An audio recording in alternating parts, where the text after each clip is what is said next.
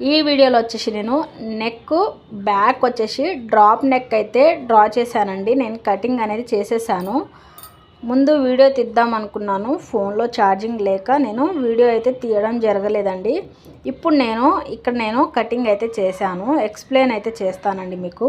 మనం ముందుగా బ్లౌజ్ పొడవు ఎంత ఉందో చూసుకోవాలి. చూసుకున్న తర్వాత మనకి షోల్డర్ జాయింట్ కోసం ఒక 1/2 ఇంచు ఎక్స్ట్రా పెట్టుకోవాలి.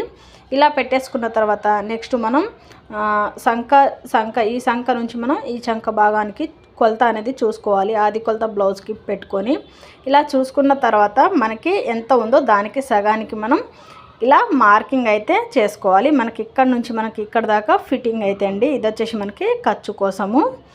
ఇలా నేను బ్యాక్ నెక్ వచ్చేసి డ్రాప్ నెక్ అయితే కట్ చేశాను.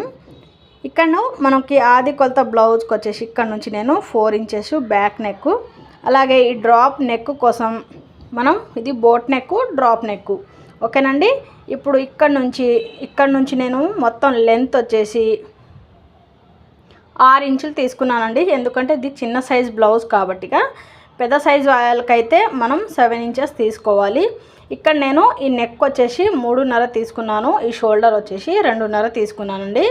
ఇలా తీసుకున్న తర్వాత ఈ లెంత్ వచ్చేసి నేను మనకి ఇక్కడ ఈ జాయింట్ వచ్చేసి ఈ మార్కింగ్ ఉంది కదా, ఇక్కడ మనకి జాయింట్ పడుతుంది కదా షోల్డర్ జాయింట్, అంతవరకు మనం ఈ ఖర్చు వదిలేసి ఈ కింది భాగం నుంచి మనం మెజర్మెంట్ అనేది చేసుకోవాలి.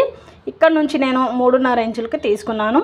అలాగే ఇక్కడ నుంచి కూడా 3.5కి తీసుకొని ఇలా మార్కింగ్ అయితే రౌండ్ షేప్లో డ్రా చేసుకున్నాను. ఓకేనా?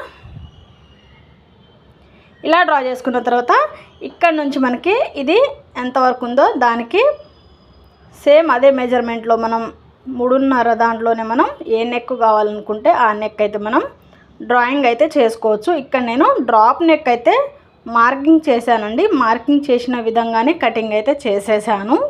ఇప్పుడు మీకు చూపిస్తాను, చూసేయండి. ఈ పీస్ అయితే నేను తీసేస్తున్నాను. ఇదండి డ్రాప్ నెక్ అయితే ఇలా వచ్చింది. మనకి స్టిచ్చింగ్ చేసిన తర్వాత కూడా ఇదే విధంగా ఉంటుంది. వీడియో నచ్చితే తప్పకుండా లైక్ చేయండి. కటింగ్ వీడియో ఫుల్ వీడియో కావాలనుకుంటే కామెంట్ అయితే చేయండి.